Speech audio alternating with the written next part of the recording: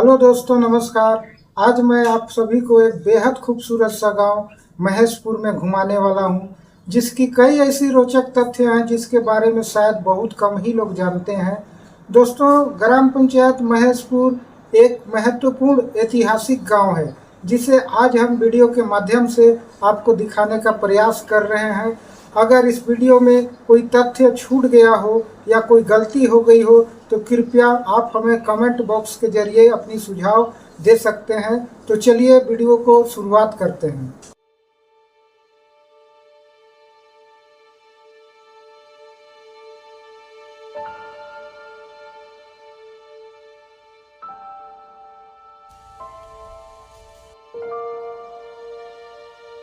महेशपुर छत्तीसगढ़ राज्य के सरगुजा संभाग के सूरजपुर जिले के जयनगर थाना अंतर्गत बसा यह गांव बहुत ही महत्वपूर्ण और ऐतिहासिक गांव है, जो कि अपने कई मूल्यवान संसाधन और अपने खूबसूरत दर्शनीय स्थल के कारण दूर दूर तक जाना जाता है।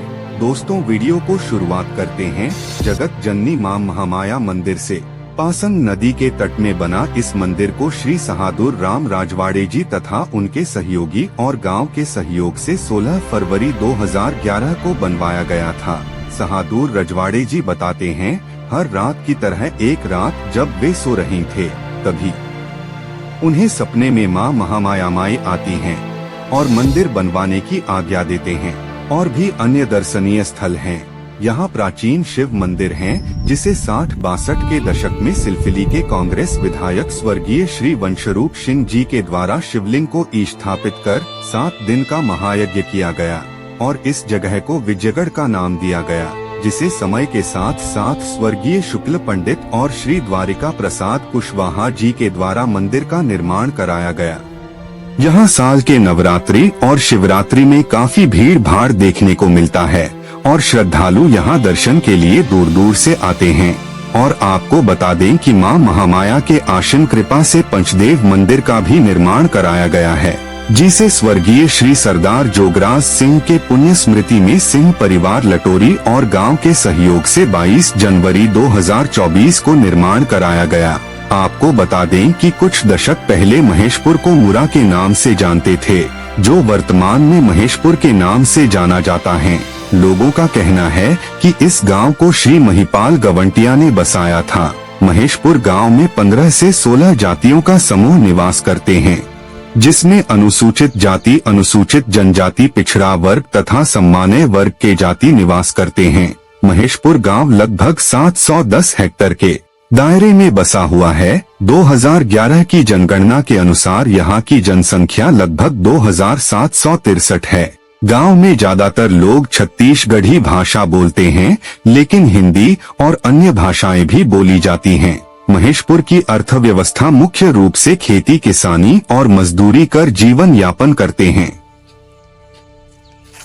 और इतना ही नहीं, यहाँ गांव में कई उद्योग और इंडस्ट्री हैं, जैसे राइस मिल, पाइप फैक्ट्री के साथ साथ ईटा भट्ठा और पोल फैक्ट्री शामिल हैं।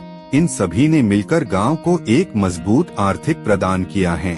महेशपुर गांव को जिले भर में सबसे अधिक तेजी से विकसित हो रहे और शिक्षित हो रहे गांवों में भी गिना जाता है।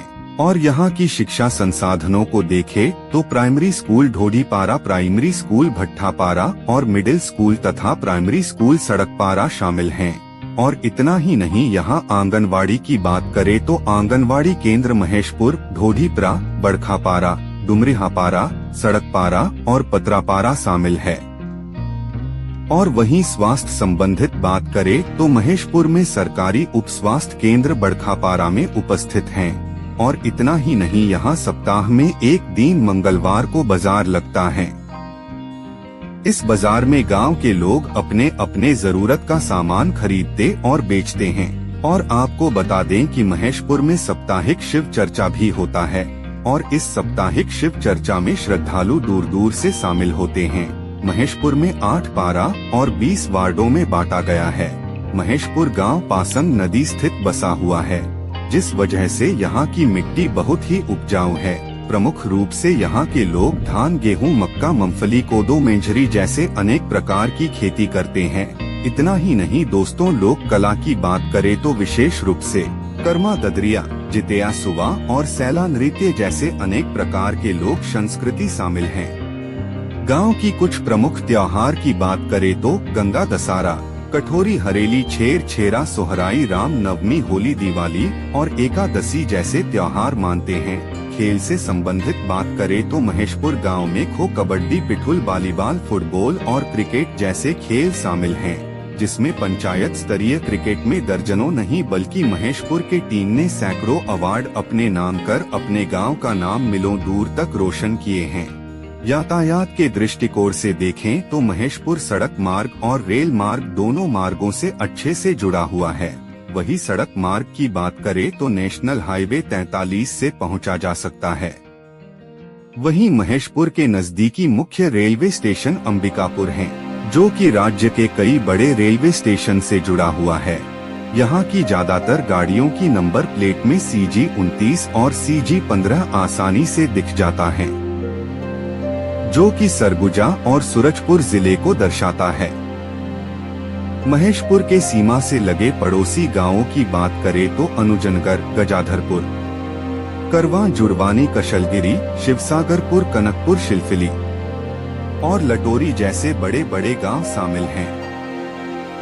और अभी तो महेशपुर गांव की मुख्य खूबसूरती देखना बाकी है, और वह है यहाँ का खूबसूरत नदी नाले और विशालकाय जंगल। 3 से 4 किलोमीटर के क्षेत्र में फैला इस जंगल का नाम तुमा कठरा के नाम से प्रसिद्ध है। इस जंगल में कई तरह के पेड़ पौधे और जीव जंतु पाए जाते हैं। इस जंगल में प्राकृतिक रूप से कई प्रकार के लघु वनोपज पाए जाते हैं, जैसे शालबीज, आम, इमली, चार, तेंदू, महुआ, डोरी और तेंदू पत्ता जैसे वनोपज शामिल है।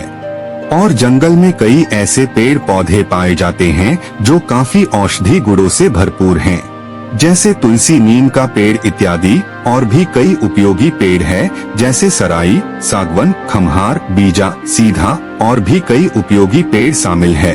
जंगल हमें कितना कुछ देता है, पर इसका अस्तित्व को बचाए रखना हमारा जिम्मेदारी है। दोस्तों, क्या आप जानते हैं कि पृथ्वी पर उपस्थित सभी जीव जंतु को जीवित रहने के लिए जंगल एक महत्वपूर्ण अंग है। जंगल के कारण ही हमारे आसपास के वातावरण को साफ और स्वच्छ रखता है। इसके फल स्वरूप हमें ताजी हवा की प्राप्ति होती है। अगर जंगल ना रहे तो पृथ्वी में जितने भी जीव जंतु हैं, उनका बच पाना बहुत ही मुश्किल है। जंगल कई प्रकार के पशु पक्षियों का घर है।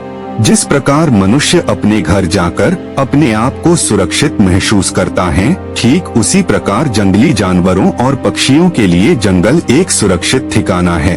जंगल पर हम सभी जीव जंतुओं का सम्मान अधिकार है, लेकिन जंगल जीव जंतु और पक्षियों के लिए निवास स्थान है। ऐसे में हम इंसान अपने स्वार्थ के लिए जंगलों की कटाई कर रहे हैं। अतः इसका दुष्ट परिणाम जंगली जानवर और पशु पक्षियों को ही नहीं भुगतना पड़ेगा, बल्कि हम इंसानों को भी झेलना पड़ेगा। जंगल जितने अधिक मात्रा में पृथ्वी पर रहेंगे, उतना ही कम तापमान पृथ्वी में रहेगा। उदाहरण के लिए आप इस साल की गर्मी और धूप से अंदाजा लगा सकते हैं आने वाला भविष्य कैसा होगा।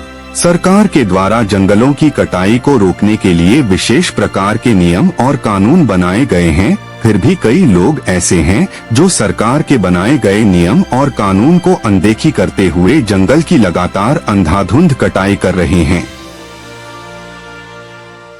जिसका दुष्ट परिणाम केवल हम ही नहीं बल्कि हमारे आने वाले पीढ़ी को भी भुगतना पड़ेगा। इसलिए हम सबको समाज में जंगल के महत्व के बारे में एक अभियान चलाना चाहिए और लोगों को बताना चाहिए कि जंगल का हमारे जीवन में क्या महत्व और योगदान है। अगर जंगल ना रहे तो केवल हम ही नहीं बल्कि पृथ्वी के संपूर्ण प्राणी का विनाश हो जाएगा। तो आइए हम सब मिलकर प्रण ले कि जंगल को बचाएंगे, तभी तो हम रह पाएंगे। तो आशा करता हूँ दोस्तों आपको मेरा गांव और उससे जुड़ी कुछ जानकारी पसंद आया होगा।